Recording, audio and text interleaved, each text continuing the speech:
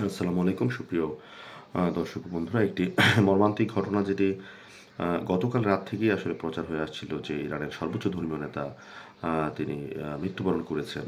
আসলে মৃত্যুবরণ করেছেন বললে ভুল হবে, তাকে হত্যা করা হয়েছে। এবং গতকাল আমেরিকার প্রেসিডেন্ট ডোনাল্ড ট্রাম্প তিনি কিন্তু তার যে সামাজিক যোগাযোগ মাধ্যম রয়েছেন সেখানে তিনি নিশ্চিত করেছেন যে আয়াতুল্লাহ খামেনি মৃত্যুবরণ করেছেন। এবং পরবর্তীতে আমরা দেখেছি যে বিষয়টি নিয়ে আসলে দ্বিধাদ্বন্দ্ব ছিল। আল জাজিরা, রয়টার্স তারা কিন্তু ট্রাম্পের বরাত দিয়ে সেটি আসলে প্রচার করেছিল, কিন্তু তখন পর্যন্ত নিশ্চিত হওয়া যায়নি। তবে আজকে ভোর রাতের পর বিষয়টি নিশ্চিত হয়ে গেছে। ইরানের যে রাষ্ট্রীয় টেলিভিশন রয়েছে বা রাষ্ট্রীয় গণমাধ্যম রয়েছে তারা কিন্তু নিশ্চিত করেছে যে আমেরিকা এবং ইসরায়েলের যে যৌথ আহ, হামলা, বিমান হামলা, সেই বিমান হামলায় কিন্তু ইরানের সর্বোচ্চ ধর্মীয় নেতা আয়াতুল্লাহ আল খামেনি মৃত্যুবরণ করেছেন। ইন্না লিল্লাহি ওয়া ইন্না ইলাইহি রাজিউন। তো এটি আজকে নিশ্চিত করা হয়েছে রাষ্ট্রীয়ভাবে ইরানের পক্ষ থেকে, এবং ইরানের 40 দিনের রাষ্ট্রীয় শোক ঘোষণা করা হয়েছে। এখন প্রশ্ন হচ্ছে যে এই যে আসলে ঘোষণা দিয়ে একজন সর্বোচ্চ ধর্মীয় নেতা, একটি রাষ্ট্রের সর্বোচ্চ সুপ্রিম লিডার, তাকে হত্যা করা হয়েছে এবং এভাবে জঙ্গি হামলা চালিয়ে ইরানে আমেরিকা এবং তার মিত্ররা যে ঘটনাটি ঘটেছে, এরপরও কিন্তু আমরা দেখছি পুরো বিশ্ব একেবারেই চুপ। বিশেষ করে মুসলিম বিশ্বের কথা যদি আমরা বলি, সৌদি আরব, সংযুক্ত আরব আমিরাত, বাহরাইন, কাতার এবং এদিকে মিশর, জর্ডান, সবাই কিন্তু আসলে আমেরিকার পক্ষ অবলম্বন করেছে এবং আমেরিকা শেষ পর্যন্ত আঙুল দিয়ে দেখিয়ে দিয়েছে যে তোমাকে অবশ্যই আমেরিকার কাছে নতজানু হতে হবে। এর আগে আমরা দেখেছি হাসান রনিকে, ইরানের প্রেসিডেন্টকে কীভাবে আজারবাইজানে তারা হেলিকপ্টার বোমাদিত করে হত্যা করেছিল।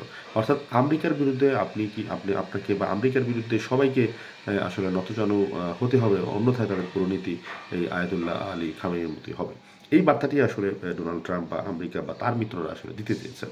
তো দীর্ঘদিন ধরে আমরা দেখছি যে ইরানের উপর ইসরায়েল এবং যুক্তরাষ্ট্র যে বিরূপ প্রতিক্রিয়া রেখে আসছিল, তারই চূড়ান্ত রূপ কিন্তু আজকে ঘটেছে। এবং ভবিষ্যতে আসলে এই যে যুদ্ধাবস্থা ইরান ইসরায়েল বা ইরান আমেরিকা, এটি আসলে কোন দিকে যায় সেটি আসলে বলা খুবই মুশকিল। কারণ ইরান যদি এখন মধ্যপ্রাচ্যে আক্রমণ করে, হয়তোবা ইরান এই মুহূর্তে হয়তো ধ্বংস হওয়ার পথে আছে। গাজা বা সিরিয়া বা ইয়েমেনের মতো হয়তো ইরানও ধ্বংস হয়ে যাবে, কিন্তু ইরান যদি ধ্বংস হয় তাহলে ইরান কিন্তু মধ্যপ্রাচ্যের অন্যান্য দেশগুলোকে আসলে সাথে নিয়ে ধ্বংস হবে।